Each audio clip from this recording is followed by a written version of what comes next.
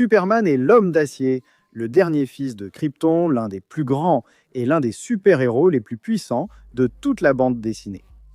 Il est la référence absolue, la barre que chaque autre héros essaie de dépasser. Et aujourd'hui, nous allons jeter un œil à certains des héros les plus puissants et les plus emblématiques de Marvel et les classer en fonction de leur chance de battre Superman. Soit ils n'ont aucune chance de gagner, soit ils peuvent y placer quelques bons coups, soit c'est du 50-50, ou alors ils pourraient vraiment battre Superman. Alors, commençons. Superman est l'un des êtres les plus puissants sur Terre et son plus grand héros. Né dans la maison d'El, Kal-El est l'un des derniers survivants de Krypton. Envoyé sur Terre quand il était bébé. Élevé par les Kent à Smallville, au Kansas, Superman utilise désormais sa force incroyable, sa vitesse, sa capacité de voler et d'autres pouvoirs pour combattre le mal et protéger les innocents, en tant que symbole ultime d'héroïsme, de vérité et de justice. Et pour commencer, Superman est évidemment incroyablement fort. Je veux dire, il n'est clairement pas étranger au fait de déplacer et soulever des planètes. Il a déplacé la Terre à lui seul plus souvent que je ne peux compter. Il a ramené la Terre dans son orbite avec Green Lantern. Il a encore déplacé la Terre avec Wonder Woman et Martian Manhunter. Il a déjà déplacé la Lune et il accomplit régulièrement des exploits à l'échelle planétaire. Il a même réussi à soulever le poids total de la Terre pendant 5 jours d'affilée sans presque transpirer. Il n'était même pas fatigué et ça, c'est complètement fou. Le fait que ce n'est même pas proche de sa répétition maximale. Et ça, c'est seulement tout ce qu'on peut quantifier scientifiquement. Superman traite régulièrement avec l'extrême de l'extrême en matière de force. Par exemple, il a déjà soulevé un livre infini avec des pages infinies. Il a aidé à soulever le spectre qui est aussi lourd que toute l'éternité. Il a tenu des trous noirs dans la paume de ses mains. Il a même déjà déplacé un système solaire compressé. Il a brisé des lignes temporelles et franchi les limites de l'espace-temps lors de certains de ses combats. Il a même déclaré que des concepts comme le poids ou même l'espace-temps ont complètement perdu leur sens pour lui. Il a déjà séparé des réalités entières auparavant. Il a secoué toute la zone fantôme, un univers infini, sans limite et sans fin, et il a même affirmé qu'il pouvait la détruire entièrement. Oui, Superman est incroyablement fort. Il est aussi incroyablement résistant.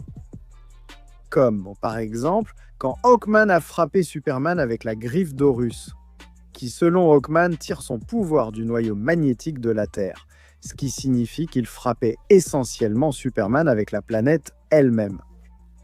Ou encore, quand il s'est retrouvé face à face avec d'anciens dispositifs qui provoquaient d'énormes tremblements de terre partout dans le monde, et Superman les affrontait de front, et cela au centre de la Terre, juste pour en rajouter un peu plus. Il le faisait debout dans une zone aussi chaude que le Soleil et sous une pression 3 millions de fois supérieure à celle de la surface de la Terre. Et ça, c'est seulement le minimum de ce que Superman est capable de supporter. Il était présent lorsque 2 planètes sont entrées en collision, Apocalypse et Nouvelle Genèse, qui sont bien plus grandes que la Terre. Il a survécu à des supernovas, à des attaques capables de vaporiser des galaxies. Il a survécu à l'effondrement d'univers. Il a même survécu à 2 Big Bangs, qui ont été décrits comme des infinis créant à la fois l'espace et le temps. Et comme si ce n'était pas déjà assez impressionnant que Superman soit incroyablement fort et incroyablement résistant, il est aussi très rapide. Pour commencer, Superman peut facilement dépasser la vitesse de la lumière, et ça c'est certain. Il a volé du centre de l'univers jusqu'à la Terre en seulement 60 jours, un voyage qui prendrait à la lumière elle-même des milliers et des milliers, probablement même des centaines de milliers d'années. Et il peut aussi se battre à une vitesse tout aussi incroyable. Je veux dire, même en dehors de choses comme frapper Doomsday littéralement des milliers de fois en quelques secondes, il est capable de percevoir et de se déplacer en quelques microsecondes et nanosecondes. Superman rend vraiment rapide, et c'est tout à fait dans le caractère de Clark de foudroyer ses adversaires, utilisant sa vitesse au combat pour les submerger complètement et porter des milliers de coups tout en esquivant tous ses adversaires. Clark l'a fait suffisamment de fois pour qu'on puisse dire avec certitude qu'il le ferait aussi ici. C'est dans sa nature. Ensuite, bien sûr, il y a aussi la vision thermique de Superman et son souffle glacial, qui sont toujours bien plus puissants que ce que les gens imaginent.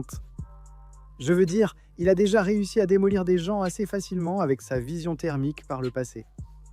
Il a même réussi à vaporiser Doomsday sur place, car sa vision thermique est constamment comparée à la chaleur et à la température du soleil. Pendant ce temps, son souffle glacé, il lui a permis de créer de véritables ouragans et même de geler Darkseid. En gros, Superman a toujours été l'un des héros les plus puissants de Detective Comics, et il y a une bonne raison pour laquelle il est considéré comme le meilleur des meilleurs. C'est Superman. Même si Superman et Spider-Man sont parmi les meilleurs héros que Marvel et Detective Comics ont à offrir, évidemment, Spider-Man n'a aucune chance de vraiment battre Superman. En excluant les crossovers délirants où Venom a battu Superman et toute la surenchère qui va avec, Spidey n'a tout simplement aucune chance. Spider-Man a déjà du mal à soulever des bâtiments. Superman déplace des planètes. Que puis-je dire de plus ? Cependant, je vais en fait soutenir que Beta Ray Bill pourrait tenir tête à Superman à égalité. Il est l'égal de Thor à bien des égards. Il a déjà réussi à secouer tout l'univers et à assommer des étoiles lors de certains de ses combats par le passé, et tout chez lui est imprégné de magie asgardienne. En plus, il a déjà réussi à blesser Galactus, ce qui est complètement fou. Beta Ray Bill a clairement ce qu'il faut pour offrir à Superman un combat équilibré à du 50-50. C'est certain. Je dirais qu'Iron Man peut placer quelques bons coups, mais il n'a aucune chance de vraiment battre Superman. Tony a construit des armures suffisamment puissantes pour tenir tête à Hulk et Thor, et il a même réussi à les blesser dans certains de leurs combats. Mais ils finissent toujours par le surpasser et le battre à chaque fois. Ce serait exactement la même chose face à Superman. Peut-être que l'on pourrait dire qu'Iron Man peut construire une armure spéciale contre Superman, et il est vrai que Superman a une faiblesse assez exploitable avec la kryptonite. Mais aucune de ses autres armures, Buster, n'a vraiment bien fonctionné par le passé. L'historique n'est donc pas très reluisant à cet égard. Namor est dans la même catégorie. Il peut donner quelques bons coups de poing, et c'est à peu près tout. Il a déjà réussi à se battre contre la chose, et même contre Hulk, mais il s'est littéralement cassé la main en essayant de frapper Thanos. Je peux tout à fait imaginer la même chose se produire ici en affrontant Superman. Wolverine n'a aucune chance de le battre. Il pourrait probablement vraiment poignarder et blesser Superman avec ses griffes en adamantium, étant donné que ces griffes sont pratiquement infaillibles dans les comics Marvel, mais il n'aurait absolument aucune chance de battre Superman, c'est impossible. Silver Surfer est le premier à entrer dans la catégorie de ceux qui peuvent battre Superman. Le pouvoir cosmique, ce n'est pas rien, parce que pour commencer, Silver Surfer a une force, une vitesse et une durabilité comparables à celle de Superman. C'est l'un des héros les plus résistants et puissants de Marvel Comics, il peut même facilement maîtriser Hulk.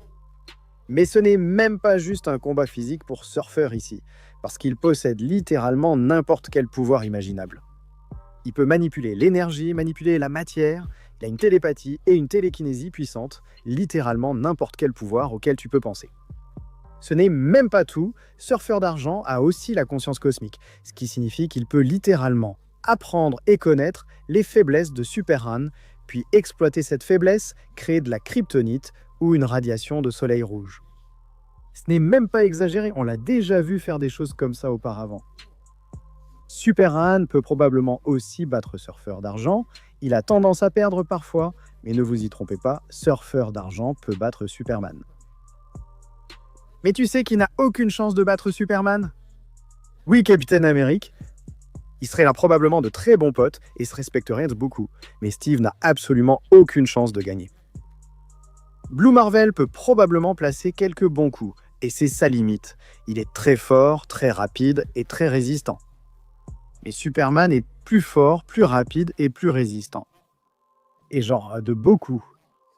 Blue Marvel possède également d'autres pouvoirs liés à l'antimatière. Il a déjà réussi à tenir tête à Sentry et Hyperion, mais Blue Marvel, c'est beaucoup de paroles et pas beaucoup de substance réelle.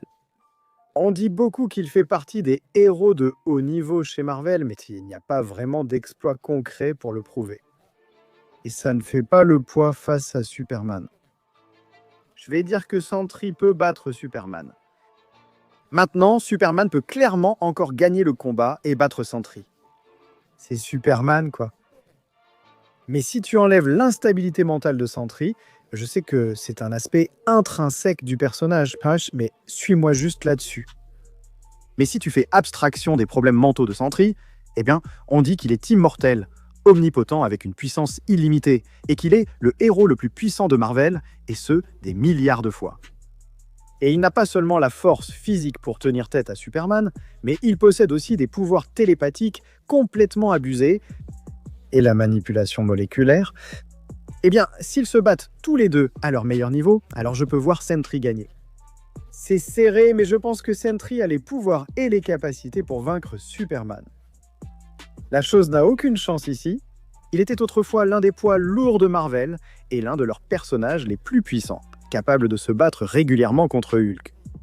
Mais le temps l'a tout simplement dépassé. Il n'est plus du tout parmi les personnages les plus forts ou les plus résistants de Marvel. Il n'aurait aucune chance de mettre Superman à terre. Captain Marvel peut donner quelques bons coups de poing, c'est tout. Maintenant, si elle était sous sa forme binaire, elle donnerait un peu plus de fil à retordre à Superman. Elle serait un peu plus proche de son niveau, mais même là, il n'y a pas vraiment de comparaison. Superman reste Superman, il est toujours le meilleur pour une raison, et Carol n'a jamais vraiment montré de tels exploits. En dehors du Marvel Cinematic Universe, il n'y a même pas de raison de la mettre dans la même conversation que l'Homme d'Acier. Par contre, Scarlet Witch peut battre Superman, parce que à son meilleur niveau, et quand elle est complètement déchaînée, c'est une menace multiverselle. Sa magie est tout simplement d'un tout autre niveau. Avec la faiblesse connue de Superman face à la magie, je peux vraiment imaginer Wanda lui en faire voir de toutes les couleurs. Scarlet Witch est un peu comme un canon en verre, donc il y a quand même un argument en faveur de Superman, mais oui, Scarlet Witch pourrait clairement le mettre à terre. Je dirais que Thor a 50-50 avec Superman, ce qui est probablement la chose la plus juste que je puisse dire pour eux deux, car on peut faire un solide argument pour que l'un ou l'autre gagne dans un combat. Thor a probablement l'avantage en ce moment, avec les pouvoirs de plusieurs Allfathers différents de son côté, mais au fil des décennies, ils ont eu des hauts et des bas encore et encore.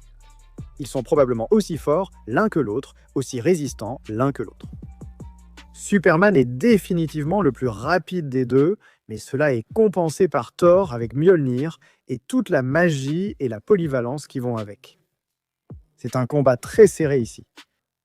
Et pour finir avec Hulk, eh bien je vais dire la même chose. 50-50. Honnêtement, c'est probablement un peu plus proche de 60-40, voire plus en faveur de Superman, mais je ne peux pas, en toute conscience, mettre Hulk dans la catégorie de ceux qui ne peuvent placer que quelques bons coups. Parce que c'est Hulk. C'est l'un des seuls héros dont je dirais qu'il est réellement plus fort que Superman. Il est peut-être même plus résistant que Superman avec tout ce qui se passe, avec la porte verte et l'être d'en bas, alors que Hulk a clairement reçu un boost récemment. Mais Superman reste Superman.